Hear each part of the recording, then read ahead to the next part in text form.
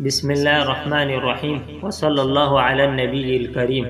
میرے محترم بھائیو بزرگوں، ذرا ایک لمحے کے لیے اپنے مرحوم والدین کو یاد کیجئے، اپنے دادا دادی، نانا نانی، بھائی بہن یا کسی ایسے عزیز رشتہ دار کو یاد کیجئے جو آج اس دنیا میں نہیں رہا۔ ہم سمجھتے ہیں کہ ان سے ہمارا تعلق ختم ہو گیا، لیکن اللہ تعالیٰ نے برزخ کی دنیا میں کچھ ایسے تعلقات باقی رکھے ہیں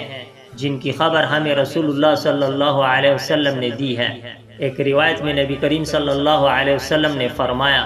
اپنے برے اعمال کے ذریعے اپنے مرحومین کو رسوا نہ کرو، کیونکہ تمہارے اعمال قبر والوں میں سے تمہارے اولیاء اور عزیزوں کے سامنے پیش کیے جاتے ہیں۔ اگرچہ اس روایت کی سند میں ضعف ہے، لیکن محدثین نے لکھا ہے کہ اس مضمون کی تائید کرنے والی متعدد روایات موجود ہیں، جس سے اس کا مفہوم مضبوط ہو جاتا ہے۔ حضرت نعمان بن بشیر رضی اللہ عنہ سے منقول ہے، اللہ سے ڈرو، اپنے قبر والے بھائیوں کے بارے میں اللہ سے ڈرو، کیونکہ تمہارے اعمال ان کے سامنے پیش کیے جاتے ہیں۔ حضرت ابو درداء رضی اللہ عنہ فرمایا کرتے تھے، تمہارے اعمال تمہارے مرحومین کے سامنے پیش کیے جاتے ہیں، اگر وہ نیک ہوں تو وہ خوش ہوتے ہیں، اور اگر وہ برے ہوں تو انہیں رنج پہنچتا ہے، اور پھر وہ بڑی عاجزی سے دعا کرتے، اے اللہ میں تیری پناہ مانگتا ہوں کہ میں ایسا عمل کروں جس کی وجہ سے میرے ماموں حضرت عبداللہ بن رواح رضی اللہ عنہ شرمندہ ہو۔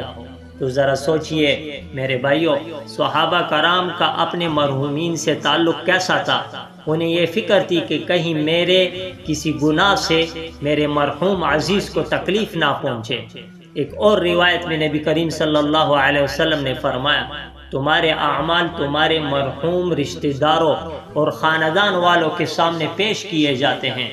اگر وہ نیک اعمال ہوں تو وہ خوش ہوتے ہیں، اور اگر اس کے خلاف ہو تو وہ دعا کرتے ہیں، اے اللہ انہیں اس وقت تک موت نہ دینا جب تک انہیں بھی ہدایت نہ دے دے جیسے تو نے ہمیں ہدایت عطا فرمائی۔ تو میرے بھائیوں، موت سے رشتہ ختم نہیں ہوتا، صرف دنیا کا پردہ آ جاتا ہے، محبت باقی رہتی ہے، دعائیں باقی رہتی ہیں، اور اللہ تعالیٰ جس قدر چاہے برزخ والوں کو اپنے زندہ عزیزوں کے بعض احوال سے آگاہ فرما دیتے ہیں۔ اس لیے رسول اللہ صلی اللہ علیہ وسلم نے ہمیں قبرستان جانے کی تعلیم دی، سلام کرنا سکھایا، السلام علیکم اہل الدیار من المؤمنین۔ علماء امت نے متعدد احادیث نقل فرمائی کہ جب کوئی شخص اپنے کسی مومن عزیز کی قبر پر جا کر سلام کرتا ہے تو اللہ تعالیٰ اس سلام کی خبر اسے پہنچا دیتے ہیں، وہ اپنے ملنے والے کو پہچان لیتا ہے، سلام سے خوش ہوتا ہے اور سلام کا جواب دیتا ہے۔ یہ سب برزخی زندگی کے وہ احوال ہیں جن کی حقیقت و کیفیت ہم پوری طرح نہیں جانتے، لیکن چونکہ ان کی خبر ہمیں رسول اللہ صلی اللہ علیہ وسلم نے دی ہے، اس لیے ہم ان پر ایمان رکھتے ہیں۔ تو میرے بھائیوں، ہم اکثر کہتے ہیں کہ ہمیں اپنے مرحوم والدین سے بہت محبت ہے، لیکن یاد رکھیے محبت صرف آنسو بہانے کا نام نہیں، محبت یہ ہے کہ آپ ان کے لیے وہ کام کریں جو انہیں قبر میں فائدہ پہنچائے۔ فقہائے احناف نے واضح فرمایا کہ اگر کوئی مسلمان قرآن کریم کی تلاوت کرے، نفل نماز پڑھے، روزہ رکھے، صدقہ کرے یا کوئی بھی نیک عمل کرے، پھر اس کا ثواب اپنے مرحوم والدین یا کسی بھی مسلمان کو ایصال کرے تو اہل سنت والجماعت کے نزدیک اللہ تعالیٰ اپنے فضل سے وہ ثواب انہیں پہنچا دیتے ہیں۔ تو ذرا سوچئے، روزانہ چند آیات قرآن کریم،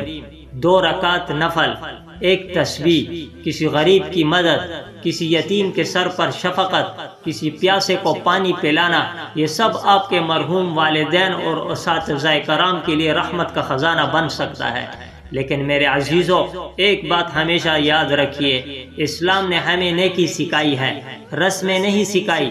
اس لیے ہمارے اکابر فقہائے کرام نے فرمایا ہے کہ میت کے گھر والوں کی طرف سے لوگوں کے لیے دعوتیں کرنا، تیجا، 7واں، 40واں برسی یا مخصوص دنوں کو دینی رسم بنا لینا، قبر پر کھانے لے جانا یا محض دکھاوے اور شہرت کے لیے اجتماعات کرنا شریعت میں پسندیدہ نہیں۔ البتہ اگر کسی خاص دن کی پابندی، رسم یا ثواب کا عقیدہ رکھے بغیر اللہ کی رضا کے لیے عام صدقہ کیا جائے، غریبوں کو کھانا کھلایا جائے یا کسی نیک کام میں خرچ کیا جائے تو یہ ایک الگ مسئلہ ہے۔ اصل دین یہ ہے کہ اخلاص کے ساتھ دعا کی جائے، قرآن کریم پڑھ کر ایصال ثواب کیا جائے، صدقہ کیا جائے اور مرحومین کے لیے مغفرت مانگی جائے۔ تو میرے بھائیوں، اگر آج ہمارے والدین، اساتذہ کرام یا دوسرے عزیز قریبی رشتہ دار اس دنیا میں نہیں رہے تو ان کے ساتھ سب سے بڑی وفاداری یہی ہے کہ ہم اپنی زندگی کو نیکی سے بھر دیں۔ ایسا نہ ہو کہ ہمارے اعمال انہیں خوش کرنے کی بجائے رنج پہنچائے۔ نمازوں کی حفاظت کریں، قرآن کریم سے اپنا تعلق مضبوط کریں، حلال روزی اختیار کریں، جھوٹ، ظلم، سود اور ہر گناہ سے بچیں۔ روزانہ اپنے والدین، اساتذہ کرام اور تمام مرحومین کے لیے دعا کریں اور کبھی کبھار قبرستان جا کر ادب کے ساتھ سلام کریں، ان کے لیے مغفرت کی دعا کریں اور اپنی آخرت کو بھی یاد کریں۔